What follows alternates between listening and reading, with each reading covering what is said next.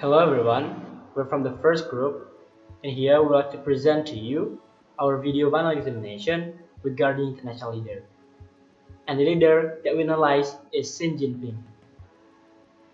Our group consists of me, Wayan Adewangsawan, and Alfian Kurnia, and then Diva Ariba, and then Emanuela Ade, then Sri Damayanti. My name is Rida Mayanti. I will explain about the introduction. We choose the leadership of Xi Jinping, the current president of China, because we want to know what he really does in solve the problem that occur in China, and then the conceptualization in leadership.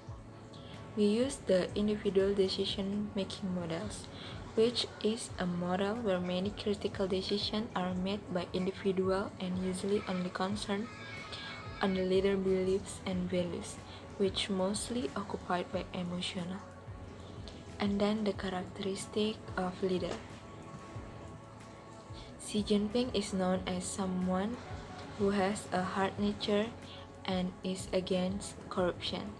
He stated that his leadership would be used to advance the economy of the People's Republic of China, or PRC. Hello, my name is Divariba Standing Room.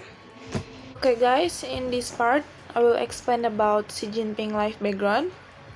Xi Jinping born in 15 June 1953 at Beijing. He is a Chinese politician serving as a general secretary of the Communist Party of China, or CPC, president of the People's Republic of China, or PRC, and chairman of the Central Military Commission, or CMC.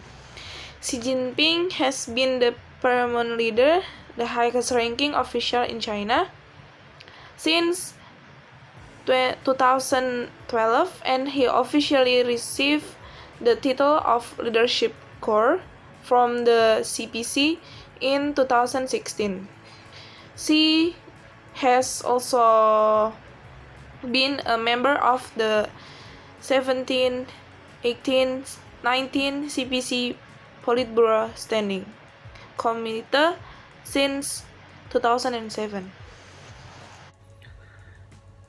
Hello, my name is Alfian. I will explain about Xi Jinping childhood. Like Diva said before, Xi Jinping was born in Beijing on 15 June 1953. The second son of Xi Zonghun and his wife Qixin. She went to Beijing 101 Middle School in the 1960s. He developed a close friend with Liu He, who later became Chinese vice premier and a close advisor to Xi after he became Chinese paramount leader. In 1963, when he was 10 years old, his father was purged from the party and sent to work in factory in Luyong, Henan. In May 1966, the Cultural Revolution cut short Xi's secondary education, when all secondary classes were halted for students to criticize and fight their teachers. Student militant ransacked his family, and one of his sister, Xi Jinping, was killed. Later, his mother was forced to publicly denounce his father, as he was paraded before a crowd as an enemy of the revolution. His father was later thrown into prison in 1968 when she was 15 years old. Without the protection of his father, she was sent to work in Yangjiahe village in 1969 in Mao Zedong's Down to the Countryside movement. And next is Xi Jinping political career.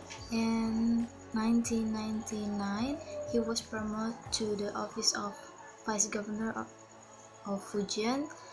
Then he became governor a year later. In 2002, Xi left Fujian and took up leading political position in neighboring Zhejiang.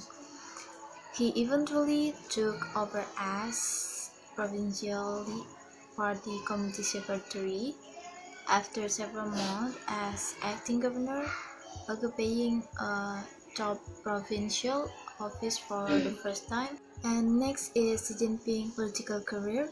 In 1999, he was promoted to the office of vice governor of Fujian. Then he became governor a year later. In 2002, Xi left Fujian and took up leading political position in neighboring Zhejiang. He eventually took over as provincial party committee secretary after several months as acting governor, occupying a top provincial office for the first time. His career in Zhejiang was marked by a tough and straightforward stance against corrupt officials. This earned him a name in the national media and drew the attention of China's on the top leaders. Style of Xi Jinping. First is Xi Jinping has the soul of socialist leader and dedicated his life to the progress of the country and its people. Second, Xi Jinping has demonstrated a distinctive leadership style and established his dominance by setting of several small leading groups, reducing decision-making authority of his Politburo colleagues. And the last is he has also made himself a populist leader by using the whole party state propaganda machine to promote his personality. And China's foreign policy under Xi Jinping is stamped his signature formulation of building a community of common destiny of humankind, although Hu Jintao had used the phrase previously.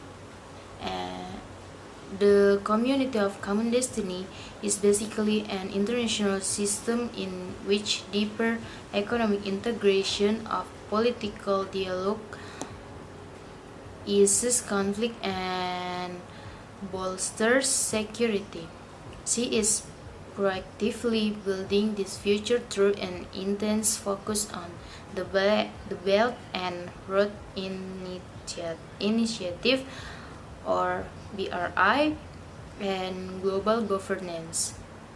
Xi retains the peaceful development strategy articulated by Hu in the mid 2000, which derives from the CCP's basic line of peace and development in international relations that Deng Xiaoping introduced in 1985.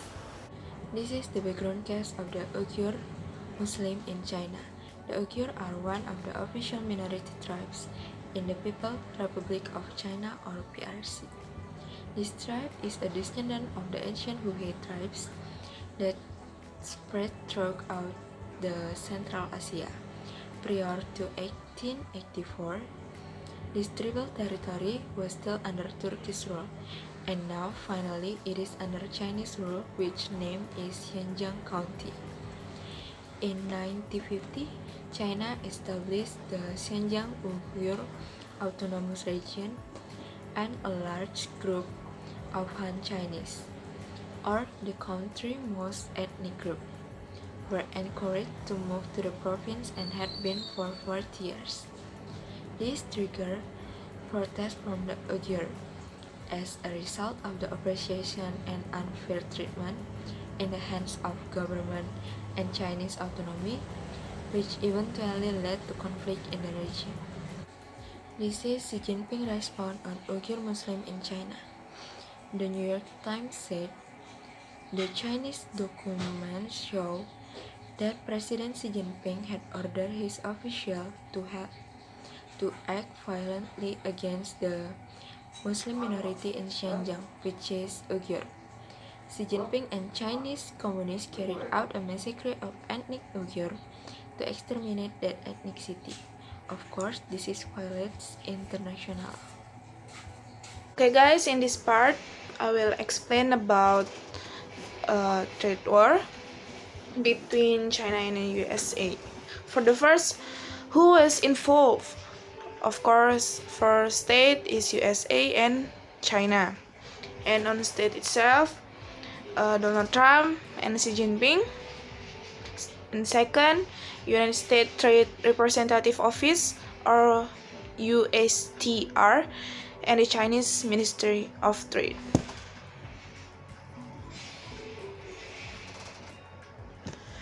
What is the reason for this trade war? Because the United States, which feels disadvantaged because of its intellectual property used by the Chinese themselves. Also, Chinese has unfair trade practices, making his government take action by imposing an import duty of 50 billion US dollar for Chinese goods under Article 301 of the 1974 United States Law on Trade. Okay, now we're gonna talk about when did this take place. In August 2017, Trump opens an official investigation into attacks on the intellectual property of America and its allies, theft that has cost America itself around 600 billion US dollar a year. March 22, 2018, US President Donald Trump announced he would like to impose an import duty of 50 billion US dollar for Chinese goods. July 6, 2018, US President Donald Trump imposed an import duty on Chinese goods worth 34 billion US dollar. April 2, 2018, the Chinese Ministry of Commerce charged 128 billion US dollar products. In April 3, 2018, USTR published a list of more than 1,300 categories of imported Chinese goods worth 50 billion US dollar, which were planned to be subject to duties. In retaliation for the announcement, Chinese members imposed an additional 25% tariff on aircraft, cars, and soybeans, which are the main US agriculture exports to China. In 5th April, Trump instructs USTR to consider an additional 100 billion US dollar in duties. So next is Xi Jinping action on trade war. Xi Jinping has issued a veiled warning to Donald Trump as the threat of a trade war with the US. However, Xi Jinping is ready to fight back against any sanctions slapped on China goods. Experts warn, and the fight could be more costly for the US. And next is the Chinese president did not directly address his country ongoing tit-for-tat tariff dispute with the US, but he said that those who ignore the trend of the times toward openness would be left behind, assigned to the dustbin of history. But in 2018, he struck a consideration tone and said that China would lower import tariff on vehicles, encourage imports, and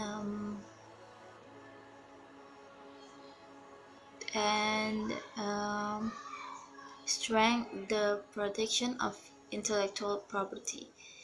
And last, in some of his speech, he had hit a more nationalist tone and claimed that China was ready to take the right place in the world and fight bloody battles against our enemy. That's what he said, if necessary. Hello, my name is Wan Bangsawan. In here, I would like to explain to you about COVID-19. And here's the background of the cases. Coronavirus disease 2019, or also known as COVID-19, is an infectious disease caused by severe acute respiratory syndrome coronavirus 2, or also known as SARS-CoV-2. The disease was first identified in December of 2019 in Wuhan, the capital of China Hubei province, and has since spread globally, resulting in the ongoing 2019 and 2020 coronavirus pandemic. The virus is thought to be natural and have an animal origin. Through spoiler infection, the actual origin is unknown. But by December 2019, the spread of infection was almost entirely driven by human-to-human transmission. A study of the first 41 cases of confirmed COVID-19, published in January 2020 in the Lancet, revealed the earliest date of onset of symptoms as 1 December 2019. Official publication from the World Health Organization report the earliest onset of symptoms as 8 December 2019. Next, I will explain to you about Xi Jinping's statement regarding the COVID-19 pandemic. In a speech on 31st December 2019, he heralded triumphantly a new year of milestone significant in realizing the first centenary goal. Naturally, he didn't mention the mysterious phenomena reported that day by the health authorities in Wuhan, Hubei province. Although the World Health Organization has been notified, the Chinese people were largely kept in the dark. In an international speech published on Saturday, Mr. Xi said he had issued demand about the effort to prevent and control the coronavirus on 7 January. During meeting of the Politburo Standing Committee, the highest council of the Communist Party, whose sessions are typically cracked in several. In a speech, he also said that he had authorized the unprecedented lockdown in Wuhan and other cities beginning on 23rd January. He said that I have at every moment monitored the spread of the epidemic and progress in effort to curtail it, constantly using oral order and also instruction, Mr. Xi said of his more recent involvement. And the next is background of the case Belt and Road Initiative.